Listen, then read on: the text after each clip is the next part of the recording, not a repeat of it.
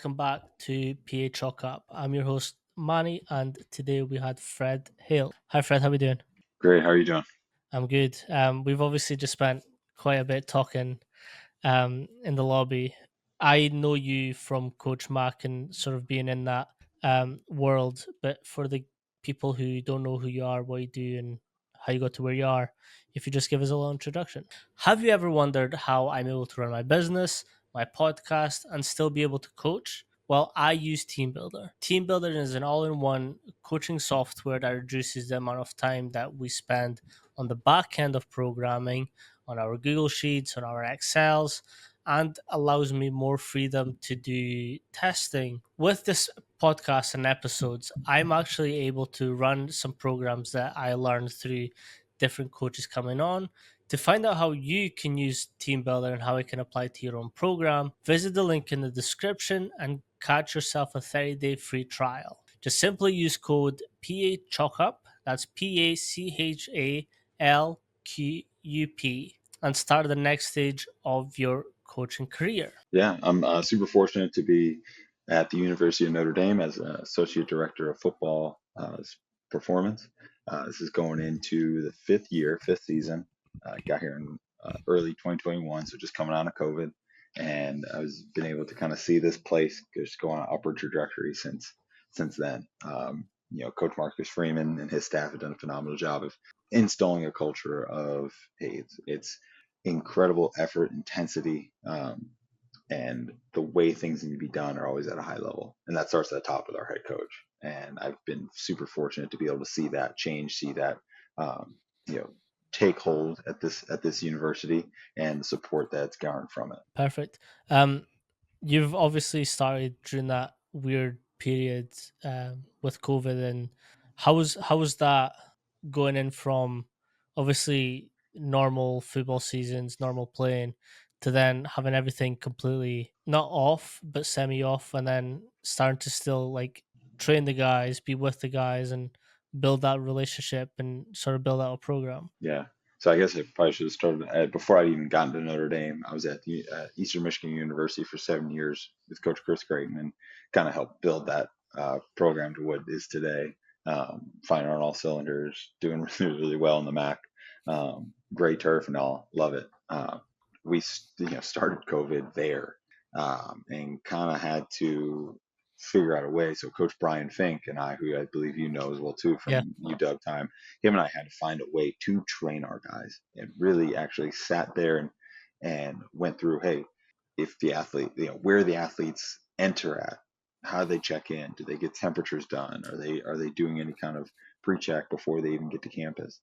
Where they walk in at, where they're putting their stuff at, where are they training at? Or this is just one person, two people. When they're done, what do? Do they turn in laundry? Do they enter the building at all? Do they get food? How does that work when they leave?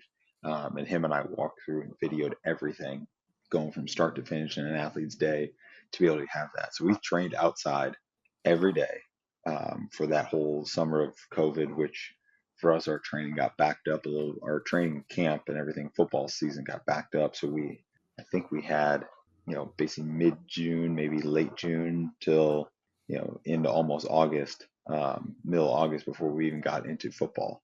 And I feel we feel responsible to be able to kind of get that off the ground and getting our athletes, everybody back into training, which is great. Going through the season was kind of odd, but it was still football. So, which I'm glad the guys were still able to get a year back even with that, and to be able to still practice and play and pursue what they love to do is play football or play their given sport, and be able to go through that was a great, still roaring experience even though it wasn't a full Mm. season. It was still fun to be a part of, and then to leave and go into, come to Notre Dame and kind of see, okay, this is where they're at. This is how they handled it just 3 hours away, to be able to kind of see how they were handling things and how things were working. And it was actually kind of funny. Coach Matt Bayless, that was here at the time, was kind of telling me, and we were kind of on the phone, just kind of saying, hey, this is how we were doing it. This is how they were doing it, and kind of hearing the similarities, but also some of the stark differences where they were able to be inside. We weren't allowed to be inside. They, Mm. they set things up kind of in a row of, hey, you've got a leg press, you've got a rack, you've got an Olympic platform, you've got a dumbbell set. and you kind of just went straight down this line. So you always knew you were apart from everybody, but then you also had this systematic way of doing your workout. Same thing on the field. You had your space. This is exactly what you had, the equipment. If you need anything, if it was just running, pretty simple, you run in a straight line. Um, but they were not. They were kind of changing how they were doing things, and it was perfect sense. But that was definitely as things started easing up with getting vaccines and mandates were starting to get lifted, started to get back into real training. It was actually a lot of fun to kind of see that go from a little bit of a weight lift off your shoulders of having to make sure everything was 6 feet apart or what would it be for you guys, a few meters apart over Hmm. there, but to okay, we're back into it, let's roll, and pick up like nothing. We were like we never left it, which was it was great to see and great to see that as guys were getting back into the swing of things. How did that sort of change your programming style and the different considerations that you were having to put in place? Oh yeah, I mean, a lot of ground based Olympic work, at least at Eastern. Mm. How we had to do that, and, we're lifting on a track outside. I mean, we basically kept bars loaded with 185 to 205 and just dumped it all out of the back of a gator as we would go. Um, so we really had to change like how we worked lower body. It was more through time under tension and single leg work rather than hey, you can't just load up a bar with 405 and start squatting it. Like that just doesn't happen. So it was a lot of hey, we're going to clean this bar up. We're going to eccentrically load a front squat. 3 second eccentric, maybe with a pause, maybe not. For 5 reps, okay, drop it. Next guy up. So again, you're limited by either they could clean what area you have, the time you had, and then hey, you got to keep these workouts moving and flowing while still keeping the athlete engaged. So it became a challenge in that way, but I've really found that we used a lot of time and attention, especially it was in Mm. a preparatory period. We didn't know, we honestly, at the time, we didn't know if we were going to play or not. We were one of the ones, the MAC conference was kind of the first ones to kind of cut the season. So we kind of like, hey, we know we got to keep these guys going because we know we're going to play. We just didn't know when. We had to have that faith, like that something was going to happen, something was going to come around. We just didn't know when. So we just had to make sure we just kept the guys training, doing something, whatever it might be, whether it's making home workouts. Hey, here's a field Mm. on a map. Here's a field that you guys can run in. Okay, just you're doing this, you're doing this circuit, doing something else just to keep yourself in shape until we were able to get back together. Um, and even when we did get back together, was finding those little ways of still being strategic with COVID, knowing that hey, not everybody did stuff, not everybody was as strict as the others, but still meeting everybody where they're at, and then okay, let's progress in the proper way. So it Mm. was you definitely had to get creative, like everyone did across the country or across the Yeah. world, I should say. How did you find athletes buy-in changed or wavered during that period for you? Oh, it was It was there's some difficulties. Definitely get into it because you found out who your self starters were. You found out guys that were Mm. like, hey, no matter what, no matter when, I'm gonna get this done. Similar to the pink elephant from Coach McKeefery, Yep. they're gonna find a way to do it. So the guys like that you had that found a way, were able to do it, had a gym in their garage. You have to worry about it. It's the ones that didn't have that lived in. Hey, their home is an apartment building. They don't have a field to go run in. They couldn't get into a gym, so it's like they're running on the street, like they're running in a cul-de-sac, like or just in their in a parking lot, finding a way to run, pushing cars, something like that. So it was good to see some athletes, their creativity. Mm. We had two groups of guys. One guy built his own rack out of wood. Two Nice. guys, two different sets of guys, made their own weights out of concrete and poured it, made plates, like put a little logo in it, like had a bar, and they were doing it. It was very, and they were just lifting in their apartment. It was actually one of my more prouder moments as a strength Nice. coach to see like, hey, you found a way, you figured it out, and it's something they still, I think they still have them. The one guy definitely still has the rack. The guys I still think have at least one of those plates is made out of concrete. But the guys that didn't have, and guys that kind of, you know, weren't necessarily the self starters, and it was difficult for sure. It was definitely hard for them to kind of get back into the swing of things because nothing was mandatory, and you really Mm. had to, when they were there, you had to take advantage of it. But also being smart of like, hey, not blowing them out the Yep. one day they're there and then they don't want to come back ever again. So it's kind of finding that 100%. dangling that carrot of, hey, we're still going to play. We're fine. When we do, we got to be ready to go. Yeah, with obviously them being student athletes, and we kind of spoke about this in the lobby. What are some of the considerations that you are having to put in place? Notre Dame is obviously a high performance school, and they're still performing at a very high level. How's that balance working, and what are the changes between like exam seasons and things when both stressors are really high? Oh yeah, and it's a constant here at Notre Dame. I would say these athletes are not just some of the best athletes I've been around, but some of the best people because you get the widest range of athletes. And I'm not just talking about football, but all the sports that you interact with and what they do. They go do internships. Go um, they go intern at NBC or different sports teams. Some with Fortune 500 accounting firms, and they come out with a job on the other side. I mean, shoot, we have two guys that are Army ROTC and football players. So in their spare time, they're out doing military maneuvers, while the next day they're going over schemes for cover two. So their minds flip flop all the time. Uh, with exams, we actually have exams basically throughout the entire school year with departmental exams. So probably every 2 to 3 weeks, a guy can have an exam on a Mm, Tuesday or a Thursday, and they're either missing workouts, missing practice for that, and we got to find ways to kind of make it up on the back end.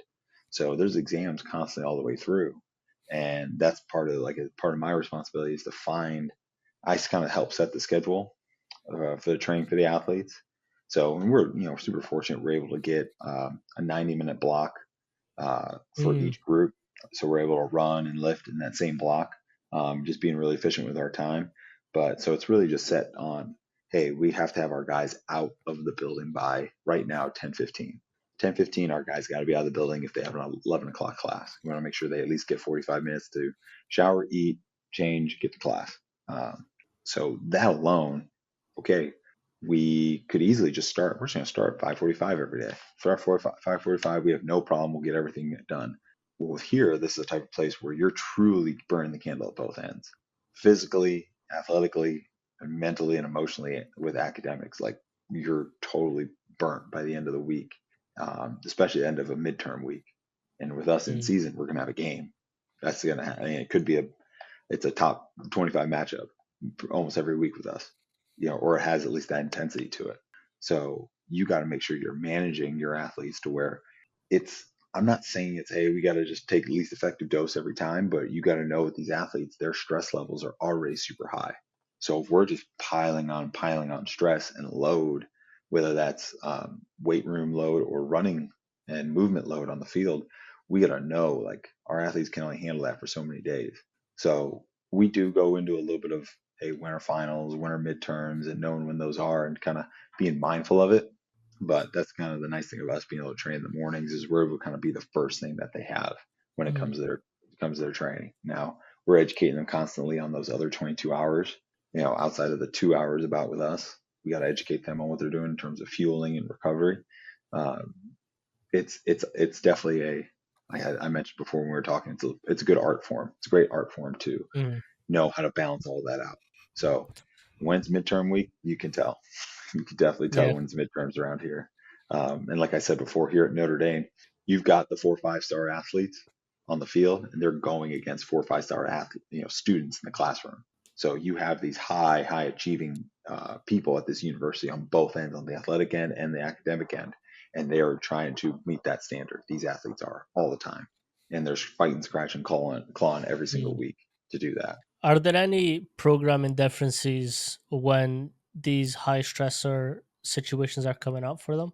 Um, a little bit. What's nice is finals. We know, like right now in spring, we're going to be pretty much done with spring ball, and then we're kind of tapering down into our April bridge once finals start here. Which from that end, it's not too bad. It's when we're in season that's where we got to be a little more cognizant of. Hey, our practice time needs to be a little bit more. Like we had, man, I just remember this now. Our first playoff game in the 12 team, new first ever 12-team playoff, hosting a game at Notre Dame on December 20th. We had the entire team taking finals leading up to that game. I think we had Uh, guys. I think we had at least 20 guys, maybe more, taking finals on Thursday before the game on Friday. Because that was the other thing too. Our game's on Friday, so everything had to shift. mhm, And we're figuring out schedules for guys to lift because they had to shift their exam another day, and we're shifting lifts around. And our academic advisor and our academic lead of academics with us, Adam Sargent, and I have a great relationship where I'm able to call him, hey, what are these blocks of times that guys got to be in to get their academics done, get their finals done, get their presentations done, and then we'll work around that because we know that's so high on the list as academics. We know we're not always going to be the priority. Summer, a little different story. The guys have a little less class load, but when it comes to, hey, this is playoffs, and mhm. a lift kind of probably comes fifth, sixth, seventh on the list of things these guys got to get done before that playoff game. So, I was speaking with another. I mean, he said it, so I can share it. Yeah, UCLA's coach, and he was saying that academics came first, football came second, yeah. and I was like, it took me a second to figure out what he meant, and I was like, ah, okay, So for those of you that can't or just listening to this, yeah, it's a little bit of play with it, but that's a Coach Mackism. It's academics is first to go, and then it's athletics is yeah, left. But that's true. It's almost neck and neck here. It's wild. I mean, but these guys put in time in hmm their football time. When it comes to football, they're putting in the time and they're putting in the work for it. I mean, these guys, and credit to our coaches. I mean, they make it easily digestible. They throw a lot at them. We had Al Golden here last year, who's a phenomenal defensive coordinator. We have Mike Denbrock here, that's a phenomenal offensive coordinator, and obviously we have our head coach. But they just break it down for the guys to be able to understand it, and they're not just hmm understanding the most basic offensive defensive schemes. They're understanding NFL level offensive defensive schemes and executing them. Where these guys are, because they learned all of it. They learned every little detail of it. They can dissect what the offense or defense is going to do on the hmm other side, and it's so cool. It's one of the coolest things to kind of see them when they're talking on the sideline. It's not about what they're doing later tonight. It's about ball. It's hmm about what they're seeing and what could happen and what the chances of, hey, this happens, this is what they're going to do. They're playing that chess game right out in front of us, and it's the athletes doing it. It's not the coach spoon feeding them everything. hmm It's a lot of the players, and that's where like these players are so special here. I'm not saying, not downplaying any other team or any other athletes, but just at Notre Dame, you're seeing just a more cerebral style of athlete that understands the game at a higher level. But again, that's just me personally looking at it. I'm sure other people hmm um, have their disagreements because Notre Dame is not always well liked across the country, and I get that. I feel like we've changed that persona a little bit. I mean, I've But no one likes the winning teams. Like I remember when I was an athlete, um, we ended up winning all the whole season and the sevens and like we pretty much the European Cup as well, and like no one no one liked us, but it was that thing where like we kind of had fun with it. Like they already mm, don't like us, so let's give them let's more play to into not it. like. Everyone deep down, a lot of people like the villain.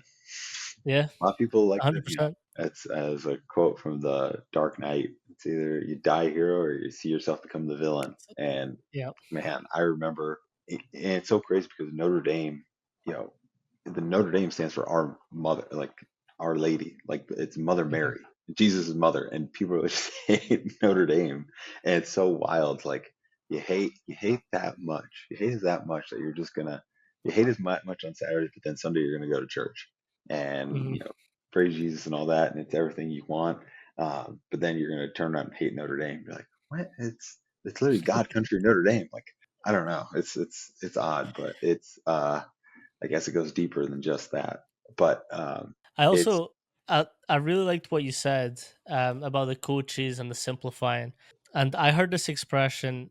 another intern that was with me at UW, and he introduced me to the KISS principle Keep it of simple, stupid. yeah, keep it simple, stupid. And it's like the best coaches are able to deliver the most complex things the easiest way. Like Hmm. if that makes sense. Like Right, I remember like one of my coaches just being like, "Hey, I just need you to move this way." right, Like that's it. Like there's no complexity to it. I just want you to do this. And he like moved me in a way and like actually forced me into the movement. I was like, oh, that makes sense. Coach Fink was another one. right. Like I was talking to him about programming, and like you've worked with Fink, you probably know his systems, but like he introduced me to the tier system, and he was like, I need to make sure that my pushes equal to my pulls. Like everything needs to have this balance. And then like on the back end, on the reflection end, I was like, that makes sense. Right. Like it was such a complex thing made so simple that I'm like, why doesn't everyone talk about this? And you're kind of like, Yeah, it takes a lot of calculation. Like, I mean, there's the if you've ever read the book The System, where they mm-hmm, literally break down a month, it's 1,000 reps a month, 900 reps a month, you break everything down. I mean, you can just simplify it to, okay, break the body down front, back, side. Am I balanced in my pushes to pulls? Am I mm-hmm, balanced in my anterior squats, anterior lower body, I should say. So squats, your hinges, your post chain, you know, will you get there with intensity? Probably not. If you look at it with any kind of sub-maximal pressing, so just break it mm-hmm, down where you have a 200-pound athlete and they're pressing, 205, 200 pounds for 5 reps, 3 sets. Okay, no problem. Um, it's about middle of the row, 70%, 73%, and they're doing it for five, no problem. Well, you can turn around and just have them do pull-ups with a 5 pound plate if it's a 205 they're pressing, or their own body weight if they're 200. I get it. You're not counting arms and hands and all that good stuff in it, but it's a 200-pound person pulling themselves up 5 times. mm-hmm, That matches. At least it should. I know it's an oversimplification, but um, it's actually funny. Coach Fink and I did that. We did a old Dan John program called Easy Strength, where you're every single day you're picking a push, pull, hinge, squat, carry, drag, something like that. But you try to balance everything out. I for sure always try to balance things out. Fink will probably make fun of me because I'm a little bit of a stronger presser than he was or is, and hopefully, fingers crossed, will be. So I had to load up my pull-ups a lot more than he might have. Right? I'm still a 240-pound person, and I'm pressing 315 for five. Okay, well I just outmath myself. I have to add a little bit more weight to myself to equate that 315 in my press, whether it's for 5 reps, 4 reps, whatever it might be. Him and I actually did that for a good while, and our shoulder health is better. We're feeling overall more balanced when it comes to that, and our benches went up, right? So if you just simplify it to make sure that you're creating a balanced program, from that way you don't have to count. Hey, I have to have, you know, 32 reps, 32% of my reps going to this week, 24 going to this week, 19 going to this week, and 22 going to my last week. Um, you don't have to do that as micro focused as just like, okay, do I have, you could look at tonnage as well too. How much tonnage am I moving? How much tonnage mm-hmm, did I move last month? When it comes to my presses versus my pulls versus my squats and my hinges and my post chain work. Because again, post chain work is probably where you're going to be limited the most in intensity. When it comes to, hey, RDLs, deadlifts, back extensions, Nordics, trying to equate that to what you might be able to have, you might have to have in 5 sets of 2 on squat. That's where you can get a little. That's where it gets a little bit harder. But when it tries to balance out and keeping things simple, it's just looking rep for rep. Where am I at? mm-hmm, Going back into simplifying things for our athletes. I'll probably get butchered for this, but Olympic lifts or something. Either it's, hey, I have the time. I'm going to teach everybody the right way to do it. I'm going to do it, or I don't have time, and we're just going to find an alternative for it. And everyone has the time. Everybody has the time to teach okay, Olympic lifts. yes, Everyone, you have these athletes for, fingers crossed, at least 3 years. For us, if you have a transfer coming in, they've already done a 4-year program. They've already graduated from a 4-year university and they're coming to Notre Dame as grad student for 1 to 2 years. You have at least 3 years. You can teach them from scratch. You don't have to have them figuring it out and cleaning 275 to 315 in month one. By Mhm. not e- you don't even They don't even need to be doing that necessarily by their last year. It's all in what they're able to handle in terms of intensity. But hey, we can work the technique up until the day they leave, right? That shouldn't change. Is maybe the intensity where it needs to be to help, garner the elicit the effect of, triple extension and everything. Maybe not day one, certainly not day one, especially if they've never done it before. But the amount of people that overcomplicate it, to Yep. me, I know I'll probably get Yep. butchered for this. It's a jump with weight in your hands. Any Olympic movement is a jump with weight in your hands. You look at your power. You won't Yeah, get jumped for this, I promise you. This is a conversation that I have every single episode. yeah. I mean, from your power position, where it's just a simple hinge of the hips, chest goes forward, you're sitting onto a bar stool. There's your position one. Your position two is just now you slide, let that bar sit below lower. Whether you load your legs more or you're more hip sit back, it's a weighted jump. Watch anybody Mhm. jump on these force plates now. Watch anybody jump to go, high point a ball. Their chest has to come forward, their hips have to come back, they have a slight bend in their knees, and then they accelerate by triple extending the ankle, knee, and hip. Arms will come up if it's if you're doing that counter movement jump that way. If your hands on hips and you're on a force plate like our vault, on our vault force plates, the hands are on the hips. Your hands are on a bar, whether it's a snatch grip or clean grip. Your hands are fixed on something, but you hinge, chest comes forward. If you're starting in a hang position or power or first position in a hang clean, if it's from the floor, that's where, yes, things can get complicated. But if you're just saying, hey, the bar moves vertically, Mhm. you're working around the bar, not opposite. Where people start to, hey, I have to work the bar around me to Mm. accomplish this. I see a lot of people do the body rolls to get the Yeah. hips going. Yeah. They overcomplicate it. It's like, listen, if you let bar go straight up, you work around the bar, and now you're back into your position two. Then you hit your position one, and then you're just catching the bar. Yep. So, if I keep athletes with that mindset of, listen, it's a jump, you're jumping, that one gets them to Mhm. buy in a little bit more to, hey, I'm increasing my jumping ability, I'm increasing my explosion. Okay, good, I can do that, and then you're not overcomplicating things for them. I will take a step further, and I speak with a lot of coaches, and I've heard that argument a lot. That's too time consuming. It's too hard to teach. Blah blah blah blah. But if we simplify things, like, do we have time to teach them a deadlift? Yeah. Yes. Do we have time to teach them a shrug? Yes. Do we have time to teach them an upright row, a front squat, a push press, or a military press? We all have time for that. Well, Hmm. guess what? It's all combined. It's all in there. You just have Hmm. to do it a little bit faster and a little bit Right. more intent, a little bit more explosive. And then, like, you can get into the nuances when they've figured out, okay, I need to deadlift, I need to shrug at the top, and then come under. Like, I always have this big issue with people saying it's too hard, or the trap bar jump does the same thing. It doesn't. It's a squat. Yeah. I don't know where you stand on this, but I believe it's a squat. It's just a reverse squat.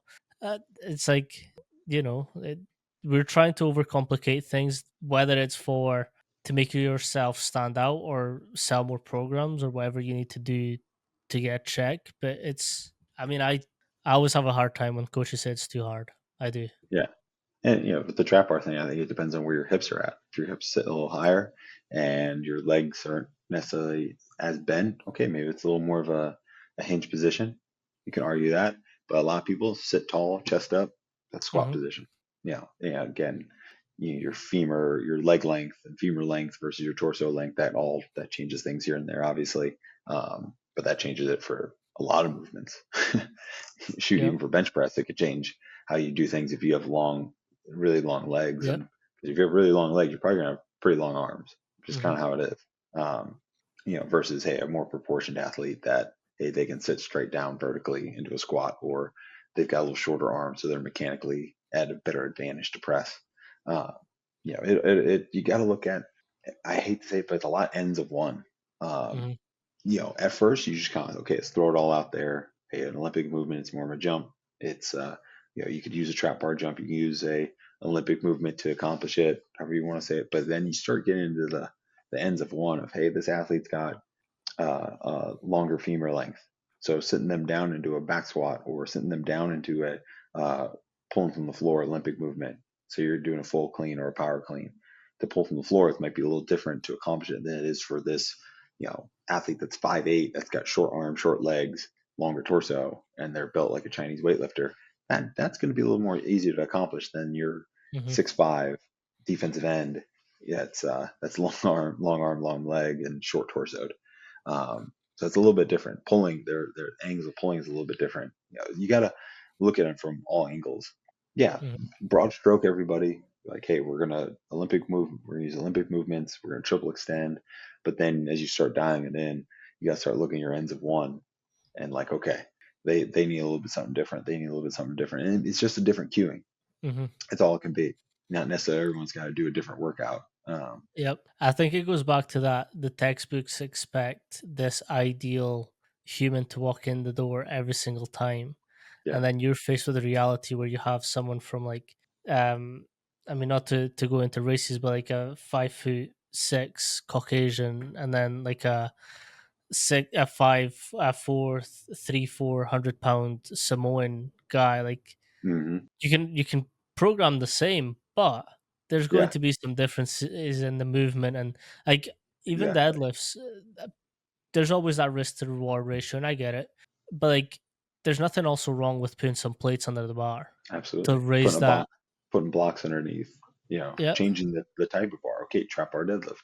Maybe it's better for, your taller athletes because you can already have that set up. Straight bar deadlift, maybe it's better for your shorter athletes. It's just you know, I know people get into the sumo, non-sumo, all that. It's Mhm. almost got to be what fits best for your athlete, Yep. for them.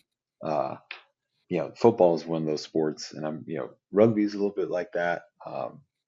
Shoot, I wrestled in college along with playing football, so between wrestling and football, like you've got the same sport on paper, it's the Mhm. same sport, but you've got totally different species. It looks like football, you can have your 5'8" receiver that weighs 170 pounds to, like you were saying, your 6'5", 6'6", defensive end. I mean, you play the same sport, but you're Mhm. totally different species. For a heavyweight wrestler, that's 285, 6'5", 6'4", 285, versus your, again, 5'8", 125 pounder. Same sport, Yep. just different species. Hundred um, percent. you have to, you gotta account for those differences. That's what I would, going back to the the simplification of on the field movement wise for acceleration. Like that's where Coach Lando has been phenomenal with us. Is just or phenomenal for the guys. Is just simplifying it. It's same drills, repeat them and repeat them and repeat them, so you can't get them wrong. Mhm. Okay, these are the rules of acceleration. These are the rules of max velocity. Okay, now football, go break those rules.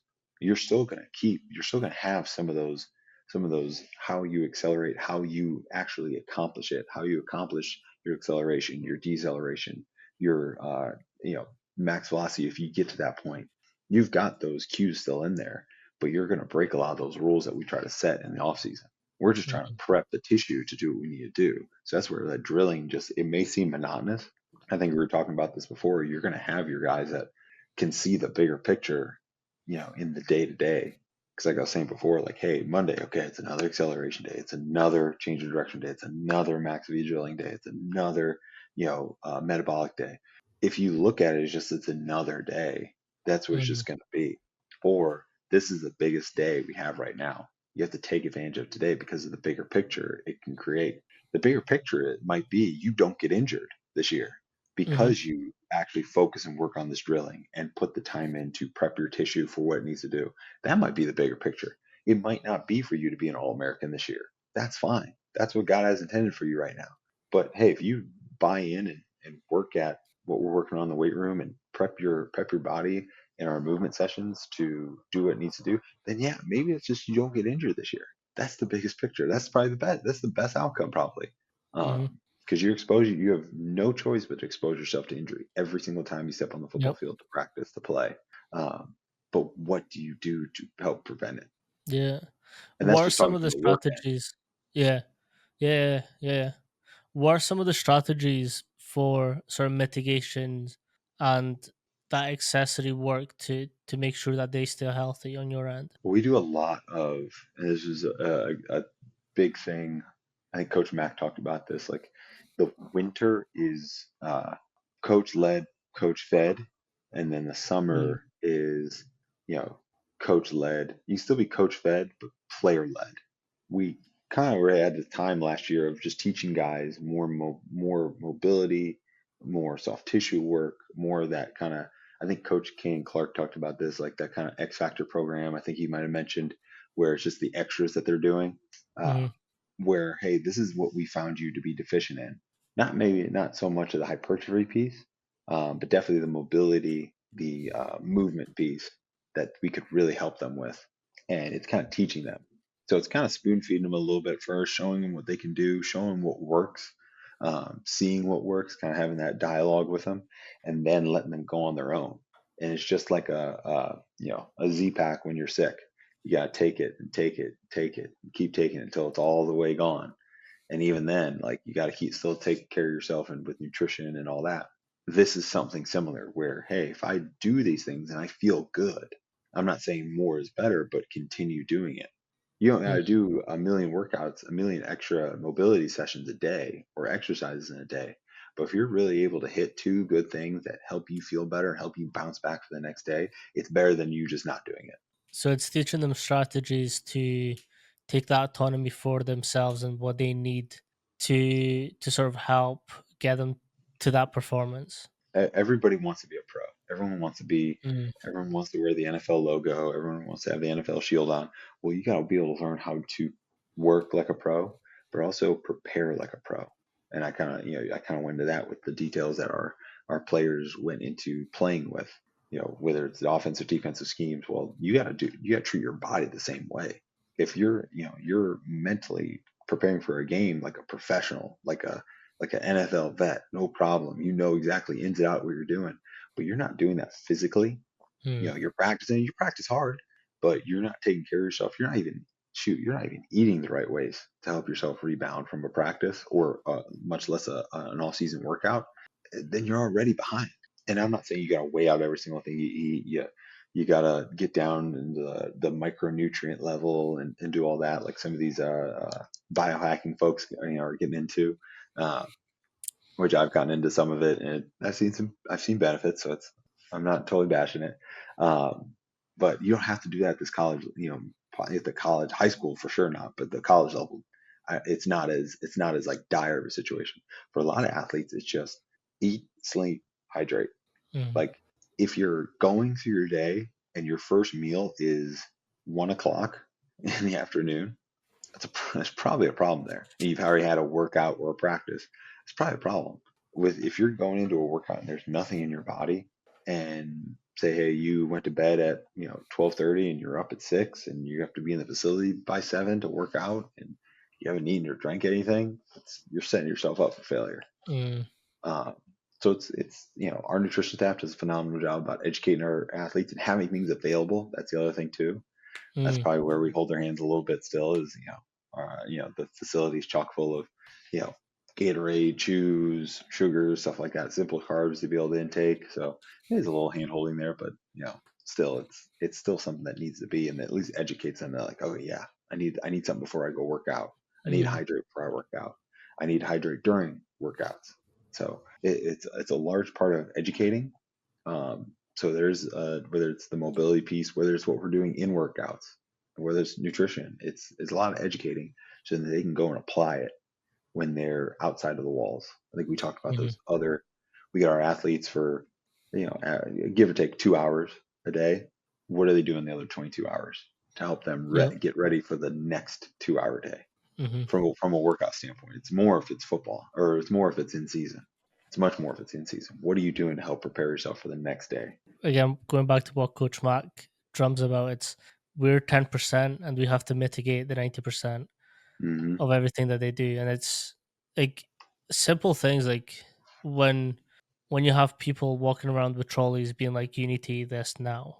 Like it's the little bit of a handheld, but like they're doing that because they already know what's going to happen afterwards. Yeah. Like straight after that session, they've got a field session. So Hmm. I need you to still be able to perform. So I need you to have this now so that you can perform. And Right. it's like there's nothing worse than telling an athlete that says they can't eat in the morning to make them eat something. But it's like, dude, I know what you've got coming up. Please eat something. Right. Right. And it's going through strategies of, okay, we know that not everybody's a wake up in the morning, get a you know, breakfast sandwich in the morning. Like that's tough for some people. But okay, well, what can you do? Can you get her a little like 15 minutes earlier to be able to get something in your system, right? To let it settle. Because a lot of times it's Hmm. 5 minutes before, you go start warming up, bouncing around, your stomach's upset. I get it. I get it. Uh, that's why we actually institute a rule in our building of before we get into off-season workouts, before you start the session, everybody's here 15 minutes beforehand. So you're here 15 minutes beforehand. You have time to eat. You have time to make sure you have everything you need. No jewelry on. You have the right shirt, the right shorts on. You're not rushing to get there. You're not putting your sock on 30 seconds before the workout Hmm. starts. Looking like a mess because your mind's not there too. You're physically just there, but your mind's not even anywhere near where it needs to be ready to do that workout, right? You could be there physically in line, ready to warm up, but your mind's somewhere else. Your mind's still trying to catch up from getting to the facility 5 minutes before we started. So, Hmm. you know, when we talk about setting yourself up for success, there's a lot of like I just talked about. There's a lot of pre work and post work that goes into that 2 hour session. Hmm. Yeah, it's a lot of the back end. Yeah. And I think that's something that a lot of, because there's that much difference between this industry. Like you can be a private facility where you're seeing one athlete at a time, or you could be like a semi-private where you're seeing like individuals, teams, whatever it may be. But then like collegiate, that's a whole different ball game because again, I don't know how many is at Notre Dame, but like at UW, it was like 100, like over 100 athletes that we're seeing every day, Hmm. and it was either lifts, it was player run practice, PRPs. Hmm. We had like the return to plays. We had like you see so many things going on at the same time that's like it's hard to keep a track of everything, but we know like they need this at this time, so everyone comes in earlier, smashes through their prep work, and like I know we had a vibrating plate, and like some athletes just like to go on that for a couple seconds. That made that made them feel good, ready for Hmm. the session. Let's go. It's like it's also being able to individualize that and make sure that their kids are getting what they're needing, even if like I mean I'm stealing this from Vernon Griffith, and it's like I'm not going to steal something away from a kid because I know it doesn't work, because Yeah. that could make it their performance so much better if I just let them do it, even if I disagree with it. Like I think the example was foam rolling. There's obviously some benefits, but there's a lot of negatives with strength training and stretching and or doing or there's just no gains. But if a kid feels great after doing it, why am I going to be the one to be like, nah, it's bollocks. It doesn't work. We're all creatures of habit. We're all creatures of Yeah. habit. I do the same thing. I foam roll every single day. I do our warm up each day. It's you know It feels you great. could look yeah you could look at it like, oh, it's a you're microdosing, or you're just dulling your system to the same repetitive thing every single time. You should try to change it up each day. Well, if you're changing it up each day and then you forget one thing because it's Tuesday instead of Wednesday, and this is the warm up you do on Tuesday instead Hmm. of Wednesday, then your whole day could be thrown off. I've heard you need to periodize or undulate your recovery or your mobility work so you don't get desensitized to it. It's talking ice bath, it's even talking foam rolling, it's talking Theragun. I can't remember who exactly said it. So I'll probably probably jump for it, but changing that up each day so you can still keep that same stimulus high or that same response high to that recovery modality. So I'm not ice bathing every day. I'm not recovery boots every day. I'm not rolling out every day. It's every other, or rotate it weekly, whatever it might be. I'm finding different ways to do that. Now, you could look at it that way. You can also look at it like, hey, if I know this works daily or this is part of my routine, this helps me get me mentally locked in, like you were saying.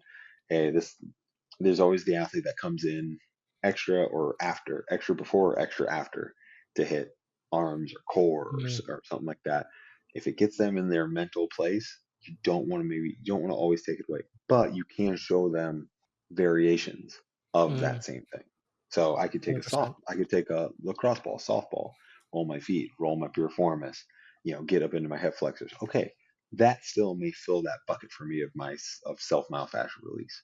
Or hey, this athlete always wants to come in and do extra core work. Okay, well, some days you do bracing, some days you can do flexion, rotation, whatever it might be. Um, you're still finding ways to kind of get to fill their bucket of, hey, I got my core work in today. I got my extra arms in today, but it was just slightly different where it's not the same dang thing every Mm, single day. Um, Again, like I said, we're all creatures of habit. We're just finding our ways to fill our buckets up.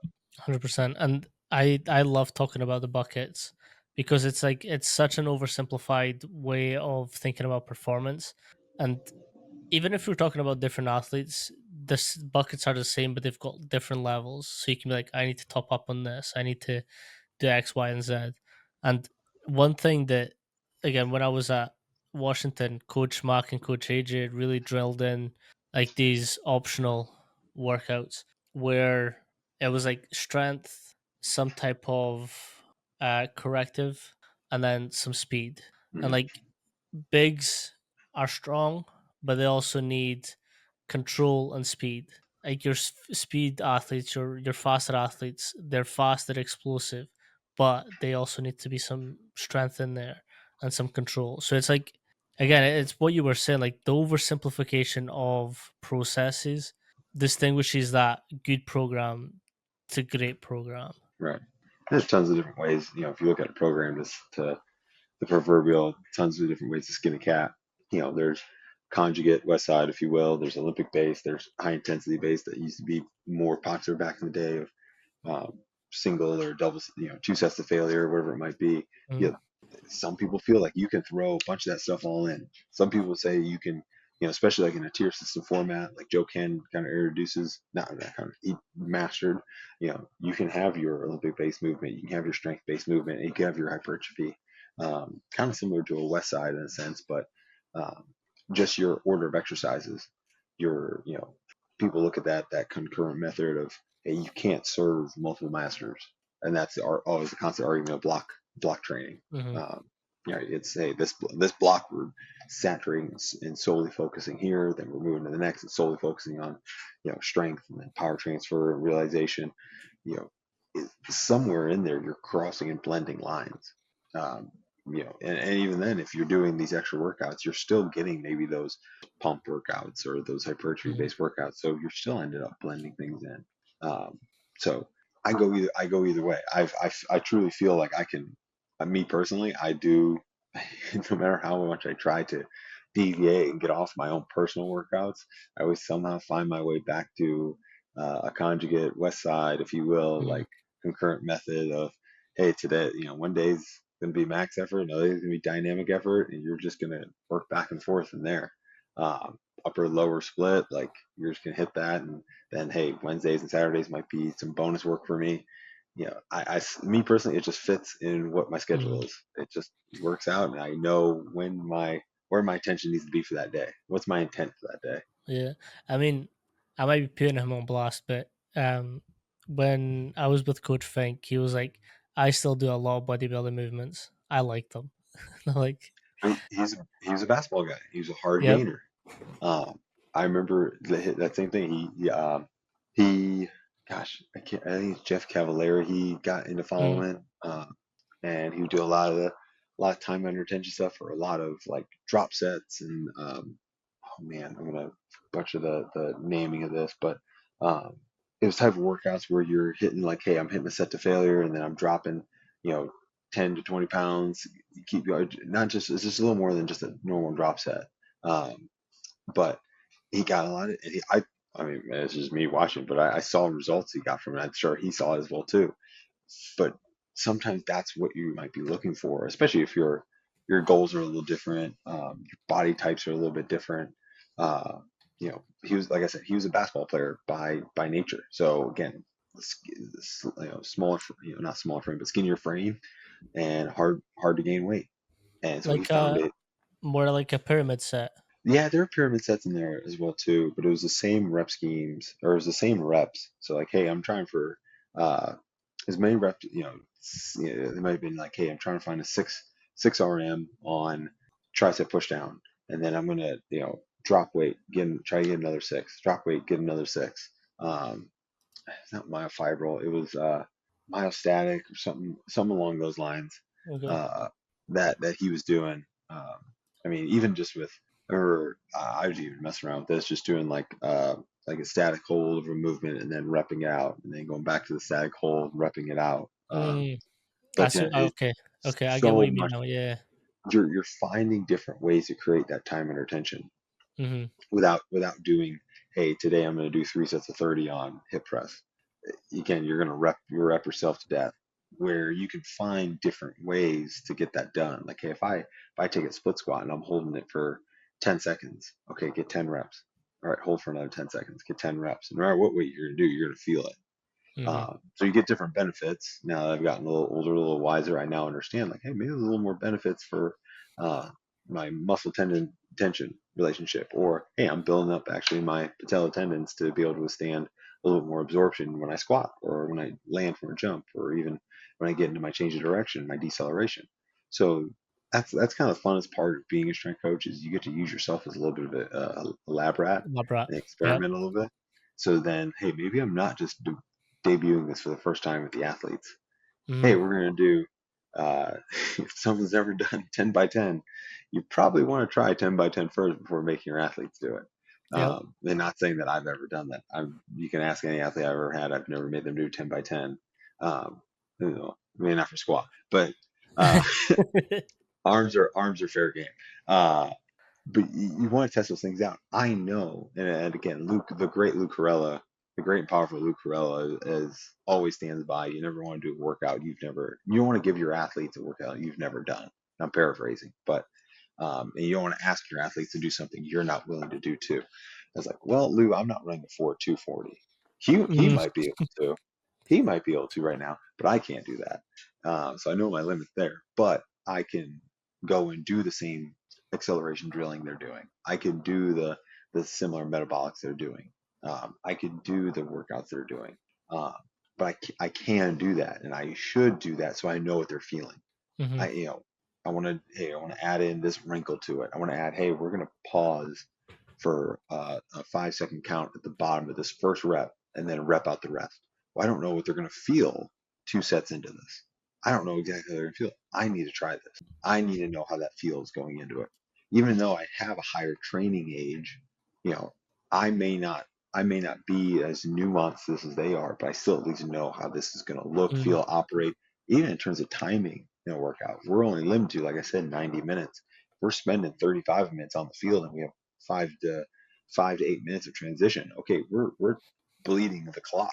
If I'm going to add some kind of complex layered training protocol in with a squat workout, I'm killing ourselves for the rest of the workout. mhm, So I got to make sure I know that we're able to do these nuanced exercises in a timely manner with the intent that we got to have. Because a lot of times that's happened too, where it gets overcomplicated, where athletes kind of lose the intent of it, and they're just doing it just get it done. mm, Where mhm, mhm, maybe again going back to it, simpler is probably better. Hey, let's look at let's look at our set rep scheme. Okay, 4 sets of 5 might not be a bad deal, especially if this is early in the phase. Add an eccentric to it, that keeps it pretty simple. Get further progress. You can always get better through uh, sets than just adding more and more reps. Because again, that dilutes it. I think you've probably heard Fink say this too. Like, I'd rather have 6 great reps, 5 to 6 great reps, mhm. than 12 to 15 just overall mediocre reps. So Yep. when we talk about, kind of going to that, talk about the block, periodization, folks, the concentration of load and the quality of it is at such a high premium for them. Um, that you don't want to miss something by, hey, let's just get 12 reps just to say we did 12 reps. Yep. Let's get a couple sets of really, really good, high quality reps with great technique, great depth if it's a squat, great range of motion, and like I said, our technique's on point before we start just doing reps, just do reps. Yeah, 100%. Um, before I get you out, I always ask coaches, what's one piece of advice that you would recommend for new coaches or people wanting to come into this industry?